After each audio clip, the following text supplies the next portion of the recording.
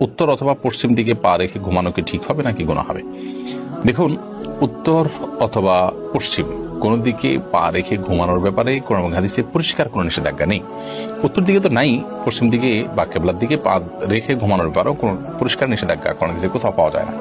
তবে অনেক উলামায়ে কেরাম এটিকে নিষেধ করেন, সে নিষেধাজ্ঞাটা হারাম পর্যায়ে না, জাস্ট অনুত্তম মাকরুহ এই পর্যায়ে নিষেধাজ্ঞা অনেক উলামায়ে কেরাম আরোপ করেন এই যুক্তিতে যে পশ্চিম দিকে বা কেবলার দিকে পেশাব বা পায়খানা করা নিষেধ, আর সেই দিকে সবসময় আমরা যদি পাও দেই বা বসার সময় যদি পাও লম্বা করে বসি তাহলে সেক্ষেত্রে এক ধরনের অসম্মান প্রদর্শন হতে পারে।